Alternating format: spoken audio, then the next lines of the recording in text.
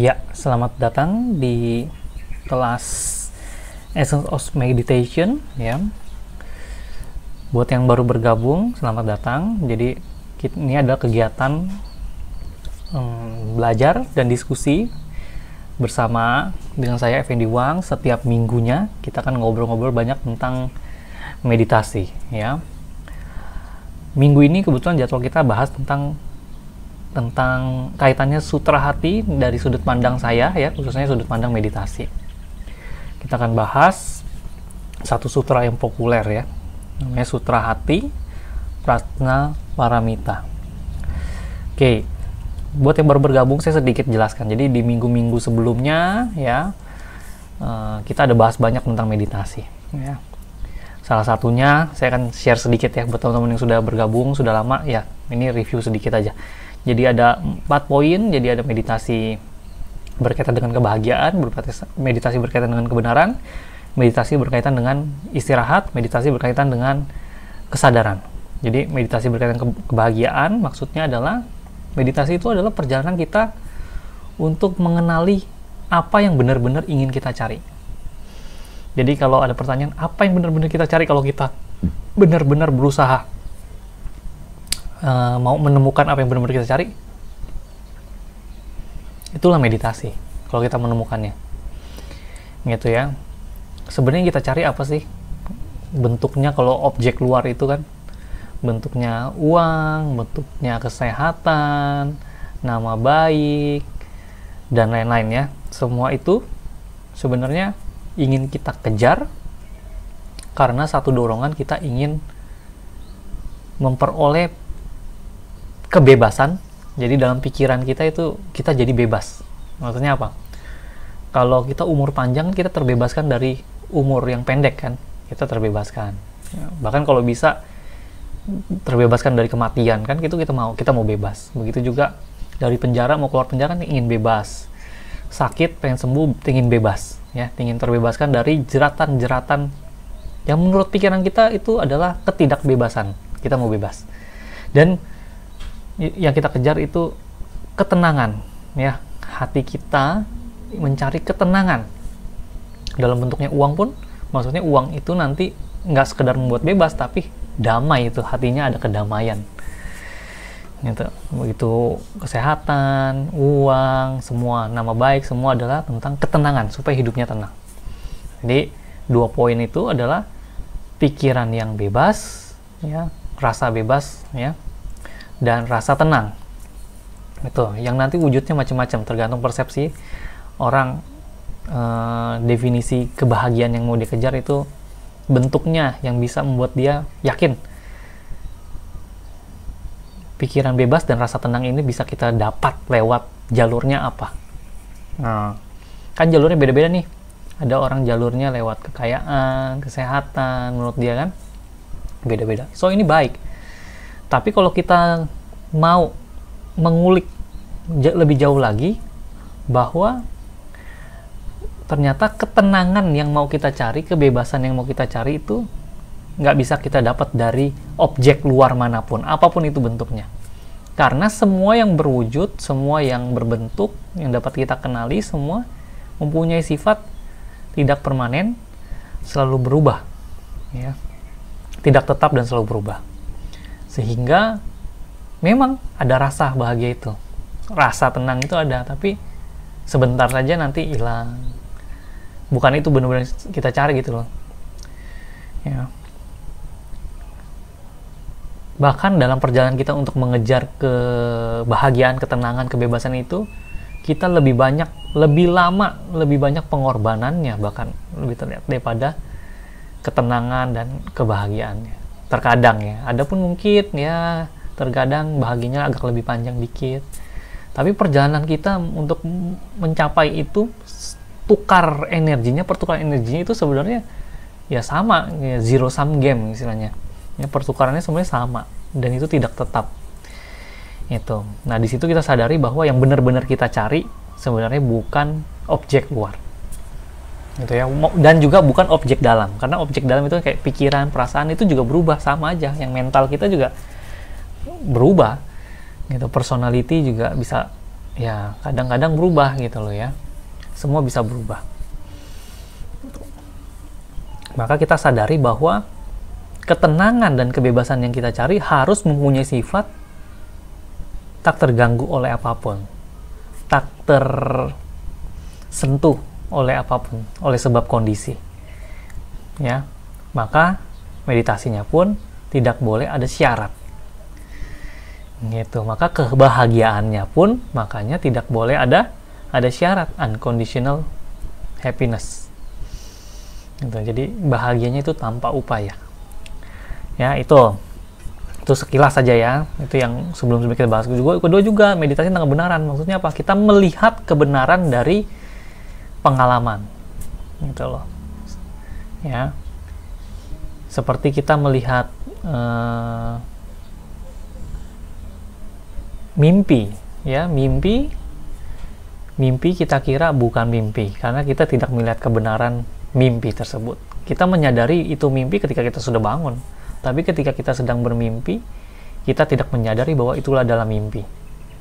Maka kita tidak melihat suatu kebenaran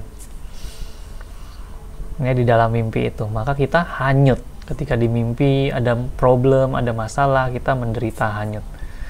Ya.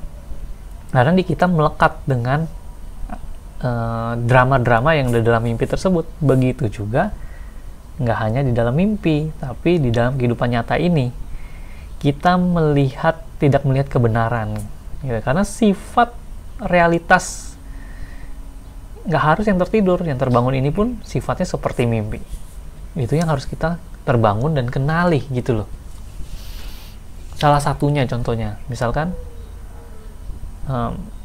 tidak memiliki inti, tidak memiliki identitas aku, semua objek itu. Misalkan saya sering ngobrol itu sebuah cincin itu kalau dicari di mana cincin, ring ini enggak. Kalau ditunjuk cincinnya dilebur, digebengkan jadi bulat, disebutnya uang logam. Padahal itu di tempat yang sama, gitu ya. Berarti kan cincin, logam dan semua hanyalah nama dan rupa. Begitu juga kopi, teh, kumpulan dari air, biji kopi, kebaikan petani, matahari, hujan, tanah, dan lain-lain. Jadi dia nggak punya identitas intinya. Nah, begitu juga kebenaran tentang aku ini yang mana nih, ya, aku ini yang mana, sejatinya aku ini yang mana. Kalau kita cari itu ya kita bingung, sulit menemukan Effendi itu yang mana. Tangan Effendi bukan Effendi, pikiran Effendi bukan Effendi. Saya seperti mobilku, ya bukan aku. Kalau mobilnya hilang, ya akunya masih ada. Begitu juga semua, tubuhku, pikiranku, perasaanku, organ tubuhku, kulitku, semua. Kalau semuanya hilang, akunya masih ada. Tapi akunya nggak bisa dikenali. Ada tapi tiada, nggak ada. Nah, kita harus mengenali kebenaran-kebenaran itu dalam kehidupan sehari-hari. Itulah meditasi, upaya kita mengenali kebenaran. Itu ya. Tuh, yang ketiga, meditasi berkaitan dengan beristirahat. Jadi, meditasi itu ya beristirahat. Nama lain meditasi ya beristirahat, tapi beristirahat yang benar-benar istirahat. Istirahat yang bukan sekedar ya tidur. Tidur ya benar, istirahat tubuh, tapi istirahat yang benar-benar istirahat ya bukan. Ini istirahat benar-benar yang tanpa upaya apapun. Tidak berusaha beristirahat. Karena batin itu kan walaupun kita diam bengong, tapi pikiran terus bergerak, gitu ya. Perasaan terus bergerak. Tidur pun tidur, badan tidur tapi mimpi terus bergerak. Nah, definisi meditasi beristirahat adalah kita tidak berupaya apapun, memberikan intensi apapun, perhatian apapun kepada pikiran, kepada perasaan, kepada apapun. Jadi just relax, menyadari semua momen yang ada. Itulah bermeditasi, itulah beristirahat yang sesungguhnya. Gitu ya. Jadi istirahat itu bukan tidur, rebahan, bukan ngopi, istirahat yang sejati, benar-benar mental kita benar-benar beristirahat ya, kita bebaskan batin kita, gitu ya. Itu. Begitu juga meditasi kesadaran. Meditasi dengan kesadaran adalah meditasi yang kaitannya kita berusaha mengenali apa itu kesadaran. Who am I? Ada kesadaran menyadari pikiran, ada kesadaran menyadari perasaan. Oh, kesadaran itu ada. Kesadaran itu adalah aku yang mana, ada di mana. Gitu ya. Jadi di minggu-minggu kemarin sebelumnya kita bahas tentang itu ya. Oke.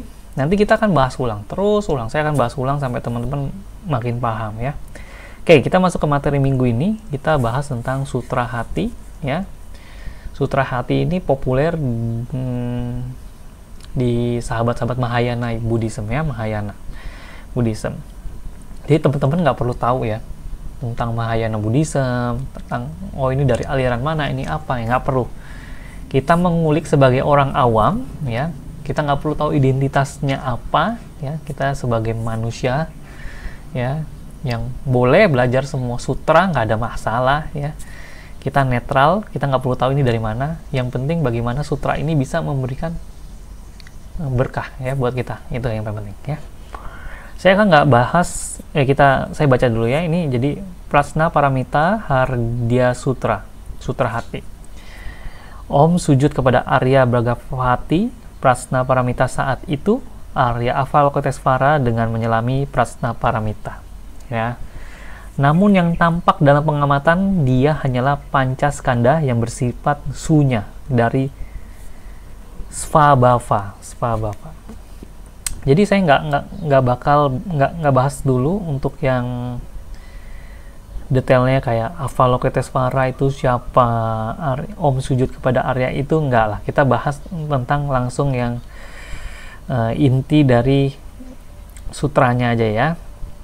Nanti mungkin kita bahas di waktu lain untuk yang detail-detail mungkin sejarahnya dan lain-lain ya. Yang saya bold kita bahas. Oke.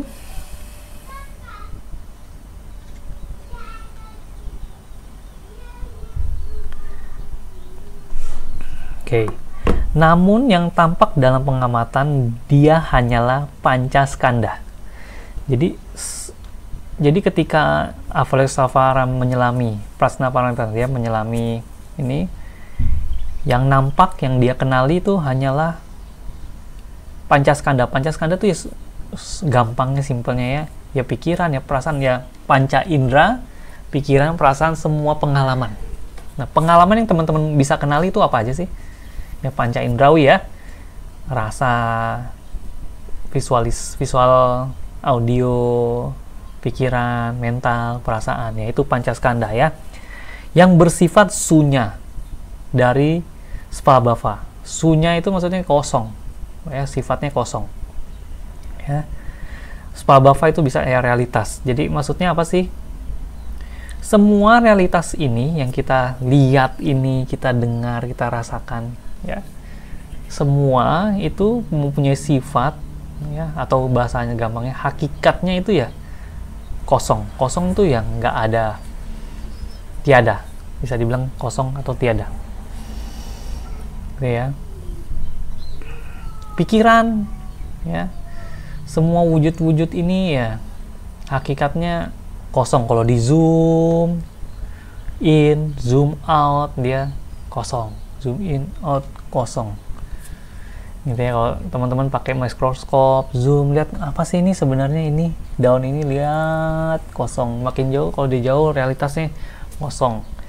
Itu juga dikenali sebagai intinya ada nggak semua itu ya. Seperti kita coba menyelami daun itu yang mana gitu ya, daun itu yang mana, yang mana itu daun, hakikatnya sejatinya daunnya nggak ada, kosong gitu loh. Jadi dia hanyalah bentuk rupa yang seperti ini, wujud yang diberi nama daun, tapi daunnya itu kosong ya. Dia semuanya hanyalah Pancaskanda ya, semuanya hanyalah perwujudan ini loh, wujud-wujud ini yang nggak punya apa ya, yang kosong sebenarnya seperti itu ya. Oh, Sariputra, wujud adalah sunyata, sunyata adalah wujud. Jadi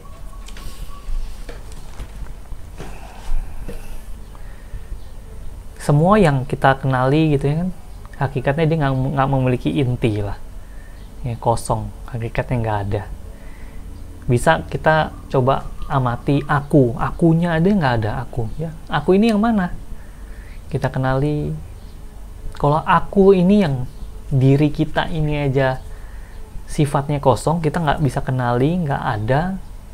Dia ada tapi nggak ada gitu loh, ya. Dia wujudnya ada, wujud pasti ada, wujudnya ya abstrak kah, berbentuk kah, tapi dia sifatnya kosong. Nah, kosong tapi nggak bisa dibilang kosong karena bisa dikenali, maka dibilang wujud gitu ya. Ini daun ya, kita bisa kenali sebagai daun, tapi dia mempunyai sifat ya kosong gitu loh, nggak ada daun itu sendiri, tapi karena dia ada wujudnya. Tapi wujud itu sendiri adalah kosong, nggak ada sejatinya. Ya, begitu juga tadi aku aja nggak ada, tapi jelas ada gitu loh. Tapi aku yang nggak ada ini bisa mengenali semua yang kelihatannya ada, walaupun kualitasnya sifatnya nggak ada. Itu ya, itu. Jadi isi adalah kosong, kosong adalah isi, sama. Wujud adalah sunyata, sunyata adalah wujud. Sunyata tak lain dari wujud, wujud tak lain dari sunyata. Jadi sunyata kosong maupun ada itu ya sesuatu yang sama gitu. Karena ada kosong ada isi, karena ada isi ada kosong ya. Kita bisa mengenali semua yang ada karena si kosong itu sendiri, karena kosong itu sendiri itu bisa mengenali sesuatu yang ada gitu loh ya. Jadi sunyata tak lain adalah wujud, wujud tak lain adalah sunyata. Ya, sederhananya kita mengenali bahwa semua sifat dari yang kita bisa kenali, semua sifat dari yang berwujud itu adalah kosong. Sebenarnya hakikatnya nggak ada. Tapi kosongnya kita nggak bisa bilang kosong, karena kosong bisa kita kenali karena bisa dikenali maka dia ada gitu loh. Karena bisa dikenali maka dia ada.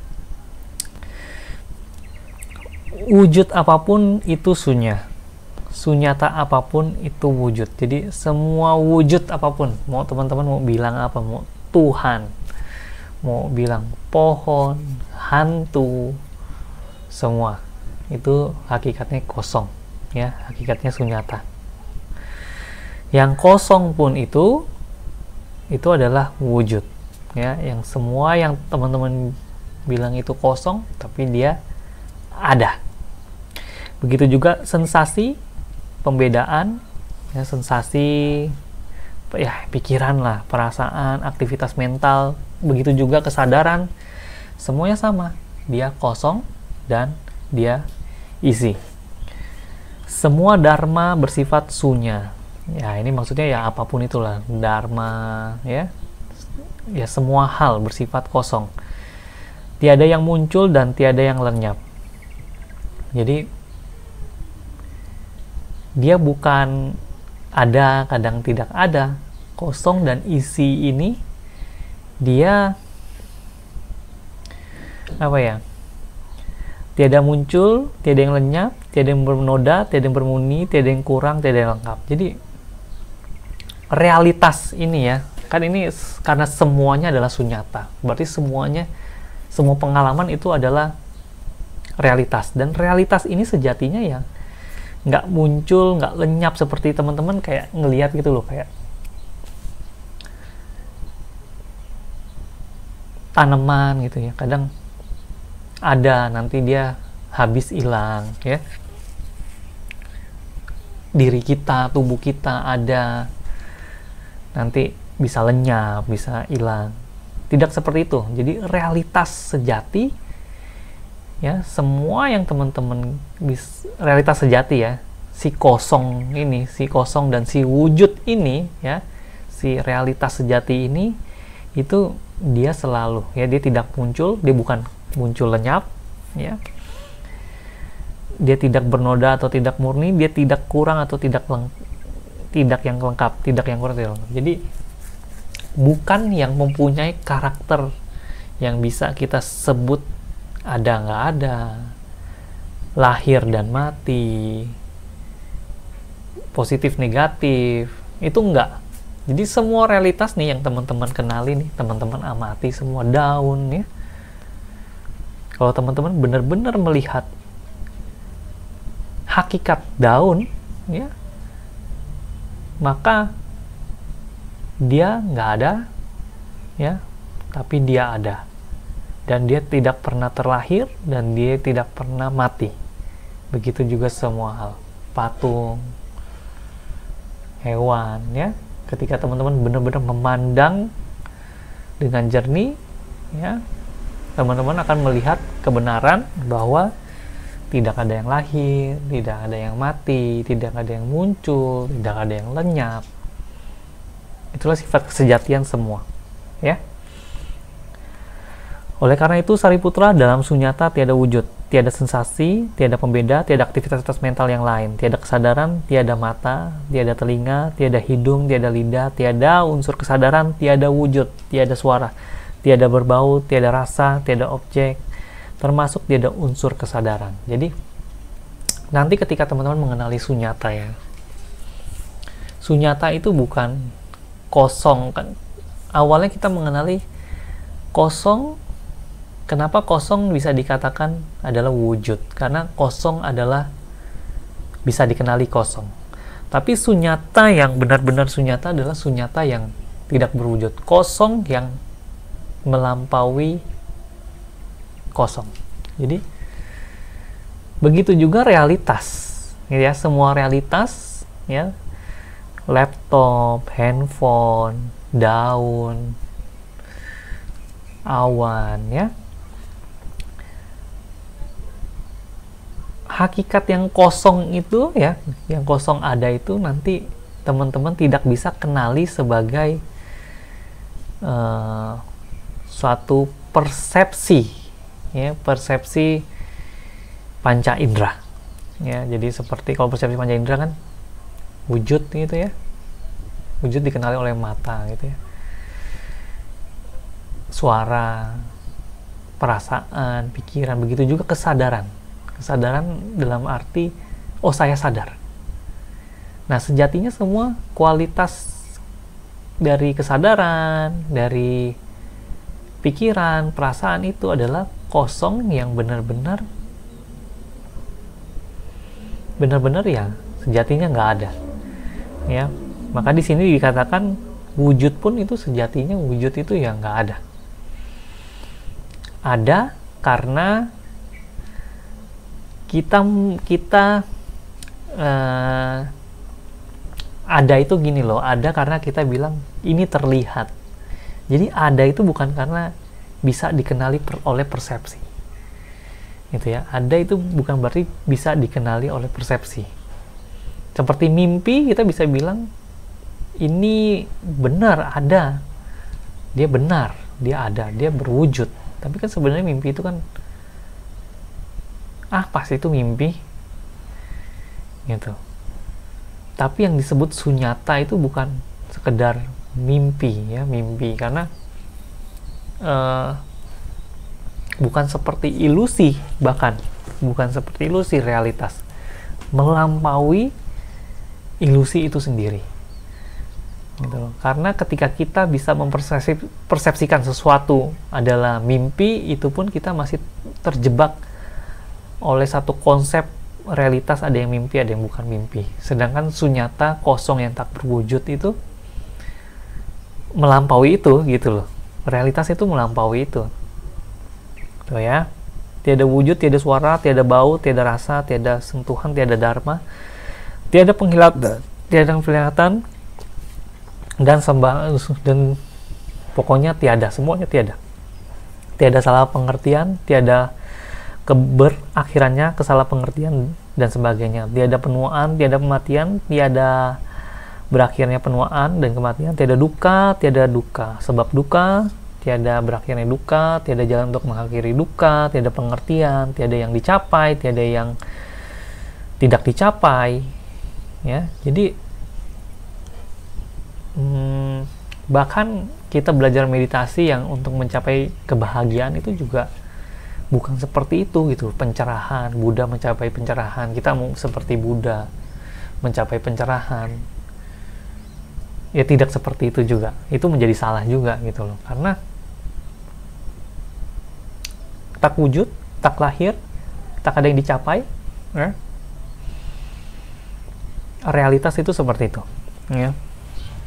Karena tiada yang ingin dicapai, dengan mengadakan prajna paramita, bodhisattva bebas dari segala gangguan pikiran. Karena bebas dari segala gangguan pikiran, mereka tak gentar dan mengatasi segala halangan-halangan. Akhirnya mereka mencapai nirvana. Nah, ya, pencapaian nirvana itu tercapai ketika ya dia nggak terganggu oleh ya pikiran, ya,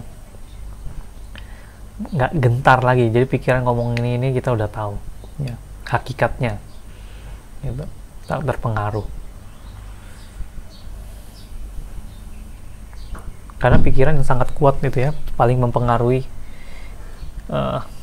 setiap niat kita, konklusi kita, ya, persepsi kita, gitu ya. Semua Buddha di 3 masa mencapai pencapaian tak terbanding hubungan agung. Kan ya udah, ini sekilas saja ya. Berarti yang tadi loh, poinnya apa sih? Poinnya adalah ya, kita belajar untuk mengenali bahwa hakikatnya semua adalah kosong, ya. Jadi kosong. Teman-teman cara pandangnya melihat dunia itu jadi nggak sekedar persepsi. Jadi semua yang hanyalah bentuk dari visual, auditori, rasa, pikiran, ya, yang akhirnya kita memberikan persepsi-persepsi, nama, rupa, label, ya, kita melihat dengan jernih, ya, kita melihat dengan jernih bahwa itu semua hanya pancaskanda, ya, hanyalah seperti apa ya, perwujudan ya, realitas, ya, realitas yang indah, ya. Ada yang lihat visual, ada yang audio, ada yang rasa, ada yang lihat mental. Ini seperti apa ya, kembang api yang meletus, das, ya, dia berwujud macam-macam gitu ya. Tapi sebenarnya kalau benar-benar kita amati, dia nggak memiliki inti, dia hanya sekedar pikiran aja berpikiran, perasaan aja perasaan, ya. Semua hakikatnya kosong, ya. Dan realitas kosong itu bukan hanya kosong yang pikiran kita mengenali bahwa dia adalah kosong, gitu, tapi melampaui persepsi kita tentang kosong. Maka di dalam meditasi terkadang kita berlatih untuk masuk dalam kondisi sunyata, kondisi non persepsi. Tapi dikatakan juga di dalam prajna paramita, bukan sunyata itu ya, bukan juga ada yang dicapai, ada yang ingin dicapai, ada yang ingin tidak dicapai, ada sesuatu yang tercerahkan, ada yang tidak tercerahkan, melampaui itu juga gitu loh. Jadi bukan pengalaman, kita juga bukan mempersepsikan pengalaman sunyata adalah pencerahan, adalah kebebasan. Itu juga salah, ya. Itu. Jadi kita mau mengenali realitas yang benar-benar yang ada saat ini di depan mata kita, yang kosong, melampaui kosong, yang sifatnya sifat non-dualistik, dia ada dan dia paling nyata, gitu loh, ya, yang melampaui semua fenomena. Nah, dengan kita melihat realitas itu secara sempurna, benar-benar kita kenali secara langsung,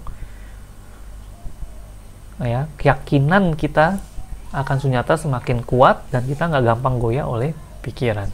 Disitulah prajna paramita benar-benar hadir dalam diri kita ketika kita merealisasikan realitas seperti apa yang kata prajna paramita itu. Oke, teman-teman, ini spontan sekilas kita ngobrol-ngobrol ya tentang Prajna Paramita. Ya, semoga berkah buat teman-teman. Silakan nanti kita akan saya buka sesi diskusi tanya jawab, teman-teman silakan kita ngobrol-ngobrol ya. Oke, thank you. Namaste. God bless you.